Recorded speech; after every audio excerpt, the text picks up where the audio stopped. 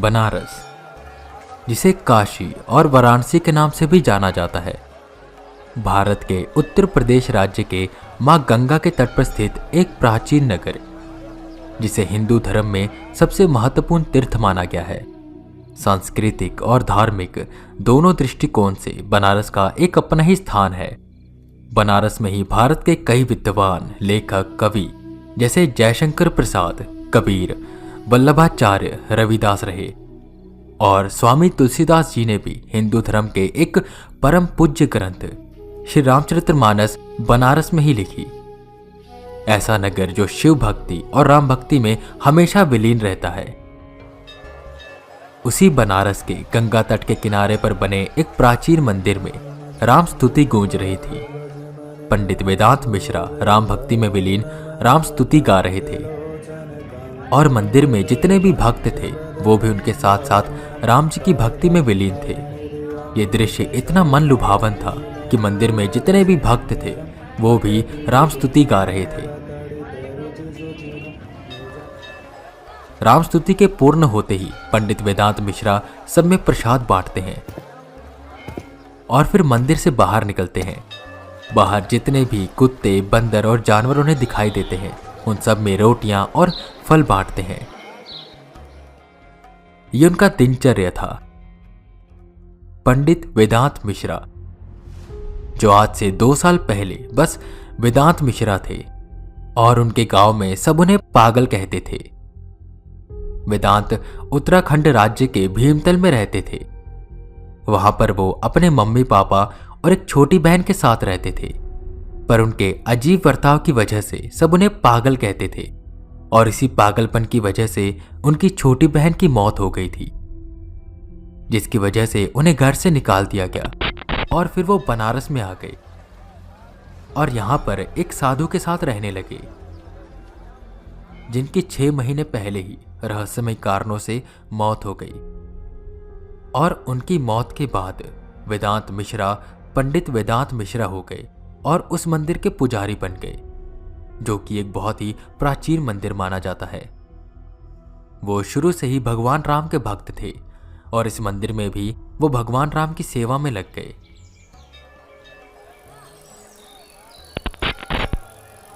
राम राम पंडित जी, cycle रोकते हुए गिरधारी ने कहा। राम राम गिरधारी जी, और कहाँ चली सवारी सुबह सुबह? उनके पास आते हुए पंडित वेदांत ने पूछा। कहीं नहीं पंडित जी, बस काम से थोड़ा आगे जा रहा था। अच्छा, वो सुना आपने कुछ? वो गुप्ता जी के घर में कोई प्रेत बाधा है? मुझे सुबह बता रहे थे और कह रहे थे अगर कोई पंडित पहचान में है तो उसे भेजना। आप जाएंगे? पंडित वेदांत हल्का सा मुस्कुराए और बोले, अरे गिरधारी जी, आप कैसी बात कर रहे हो? मैं भगवान की पूजा करता हूँ। ये भूत प्रेत इन सब में मेरा कोई मानना नहीं है, पर अगर वो संकट में है तो मैं ज़रूर उनके घर जाऊँगा और पूजा कर दूँगा। बाकी सब तो राम भरोसे है। गिरधारी जी वहाँ से चले जाते हैं और पंडित वेदांत गंगा तट पर आते हैं और गंगा मैया की तरफ देखते हुए कुछ सोचने लगते हैं कि तभी दूर से एक पत्ते के दोने में जलता हुआ दिया उनके पास आता है। उन्होंने उसे उठाया, उसकी ओर कुछ देर देखा और कुछ हल्की सी आवाज में बदबदाकर उन्होंने वापस उसे जल में डाल दिया और वो पत्ते का दोना धीरे धीरे धार के साथ बहता हुआ चला गया। वो गंभीर होकर पीछे की ओर मुड़ते हैं। वहीं पर उन्हें एक शख्स खड़ा दिखाई देता है। वो शख्स सबसे अलग लग रहा था। आसपास जितने भी लोग थे उनमें वो सबसे अजीब था। पंडित वेदांत उसे देखते ही रहे। वो शख्स यहाँ वहाँ देखता जा रहा था कि तभी उसकी नजरें पंडित से मिली। पंडित ठीक उसके सामने पहुंचे। अब उस शख्स के सामने एक लंबा चौड़ा आदमी खड़ा था, जिसकी भारी मूछें थी और उसने शिखा रखी हुई थी। गले से जनेऊ लटक रहा था और नीचे सफेद धोती। वो शख्स घबराने लगा। तुम यहां पर क्या कर रहे हो? ये तुम्हारी दुनिया नहीं है। बेहतर होगा कि तुम अपनी दुनिया में वापस चले जाओ। जिस पर वो शख्स वहां से भाग खड़ा हुआ। जब तक वो शख्स पंडित वेदांत की नजरों से ओझल नहीं हुआ तब तक वो उसकी ओर देखते रहे, और जब वो वहां से चला गया तो पंडित वेदांत मंदिर के अंदर गए और अपना बाकी काम करने लगे। साफ सफाई करना, खाना बनाना और भक्तों में प्रसाद बांटना, ये ज्यादातर उनके काम होते थे। ऐसे ही उनका दिन बीतता चला जा रहा था। शाम के 4:30 हो गए। गिरधारी जी भागते हुए पंडित जी के पास आए। पंडित जी, पंडित जी, चलिए हमारे साथ। गुप्ता जी की बेटी को होश नहीं आ रहा, वो कब से बेहोश पड़ी है। पंडित वेदांत उठे और उनके साथ सीधा गुप्ता जी के घर पहुंचे, जहां पर गुप्ता जी और उनकी पत्नी रोए जा रही थी। क्या वो गुप्ता जी, आप ऐसे रो क्यों रहे हैं? सब कुशल मंगल तो है ना? पंडित वेदांत ने कहा, जिस पर गुप्ता जी उन्हें प्रणाम करते हैं और कहते हैं, आप खुद ही देखिए, पता नहीं हमारी बेटी को क्या हो गया है, सुबह से उठ ही नहीं रही है। पता नहीं कोई भूत है, प्रेत है, इलाज करवा लिया, सब कर लिया, पर कुछ नहीं हो रहा। वो उस बच्ची के पास आए जो खाट पर लेटी हुई थी। उन्होंने अपनी आंखें बंद करी और उसके माथे पर हाथ रखा। उन्होंने आसपास देखा जहां सब उन्हें देख रहे थे। बुखार भी नहीं है, पता नहीं क्या हुआ इस बच्ची को। ऐसा करते हैं, आप सब अपनी आंखें बंद करिए, हम राम जी से प्रार्थना करते हैं, वो इस बच्ची को ठीक कर देंगे। और हाँ, आप सब लोग भगवान राम का नाम जपिए। सब ने अपनी आंखें बंद करी सिवाय एक शख्स के, जो कोने में खड़ा हुआ था और उनकी ओर देख रहा था। तुम्हें क्या अलग से कहना पड़ेगा? पंडित जी ने मुस्कुराते हुए कहा। यह वही शख्स था जो सुबह पंडित वेदांत को गंगा के तट पर मिला था, और ये शख्स उन्हें देखकर भाग गया था। अभी भी वो उनसे डर रहा था। पंडित जी ने पूजा शुरू करी और वो उठकर उस शख्स के पास पहुंचे।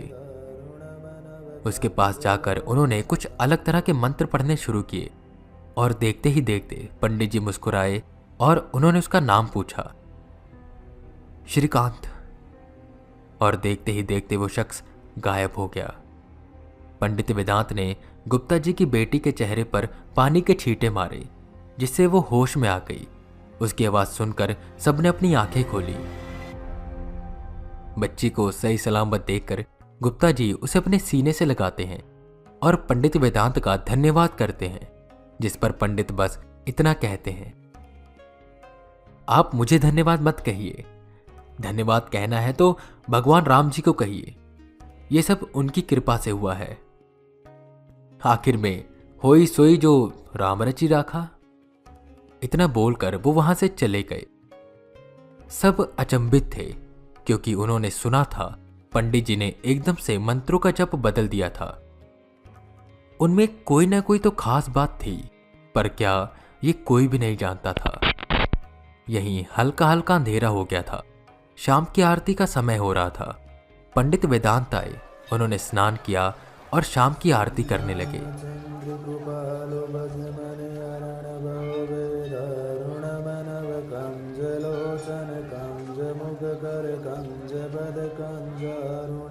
शाम की आरती के बाद सबको प्रसाद बांटा, भगवान को भोग लगाया और आखिर में खुद खाना खाकर वो गंगा तट के किनारे बैठ गए, जहां पर वो अक्सर बैठा करते थे।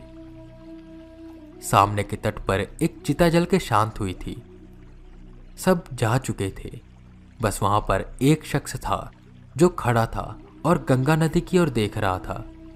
शायद वो ये सोच रहा था कि जिंदगी का सत्य यही है, मौत, जहां उसके साथ कोई भी नहीं होता।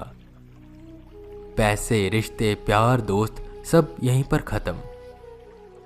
उसके चेहरे पर एक मुस्कान आई। उसने सामने तट की ओर देखा, जहां पर पंडित वेदांत बैठे हुए थे और उसी की ओर देख रहे थे। पंडित वेदांत ने अपने हाथ जोड़े और उन्हें प्रणाम किया, और उसने भी सामने से अपने हाथ जोड़ दिए। और उसके अगले क्षण में ही वो शख्स एक सफेद रोशनी के छोटे से गोले में बदल गया और गंगा नदी में जितने दिए बह रहे थे उनमें से किसी एक दिए में जाकर गुम हो गया। पंडित वेदांत भी एक पत्ते के दोने में एक दिया जलाते हैं, 2 फूल डालते हैं और हर हर महादेव करके श्रीकांत का नाम लेते हैं और उसे गंगा मैया की गोद में डाल देते हैं। धीरे धीरे जल की धारा के साथ वो आगे बढ़ता रहता है।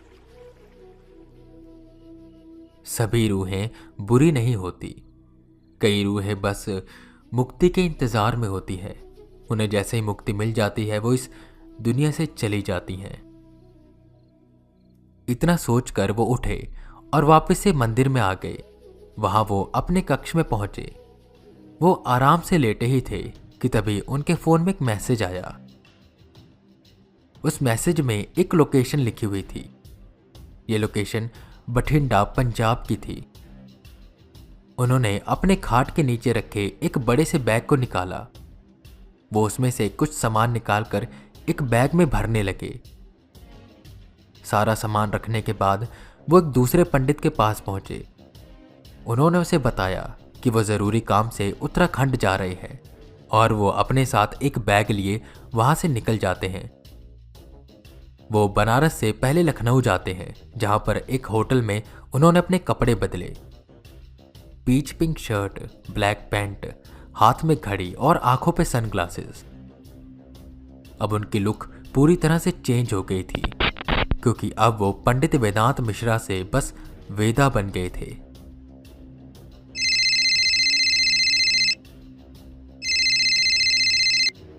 हाँ राजन, तुम पहुंच गए वहां? ठीक है, मैं कल तक पहुंच जाऊंगा।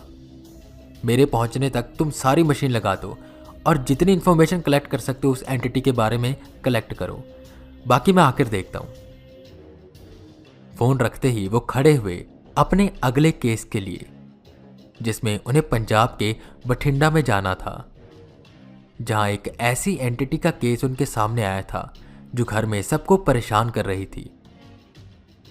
उस घर के मालिक ने पंडितों को, तांत्रिकों को, सबको बुला लिया था, पर कोई भी उसे काबू नहीं कर पा रहा था। तो आखिर में उन्होंने वेदा को बुलाया, जिन्होंने अब तक बहुत से ऐसे टेढ़ी टेढ़ी एंटिटी को काबू में किया था। पंडित वेदांत मिश्रा से वेदा निकले बठिंडा की ओर अपने नए केस को सुलझाने। कौन है कर्ण पिशाचिनी का दानव और क्या बच पाएगा पंडित वेदांत इन दोनों से?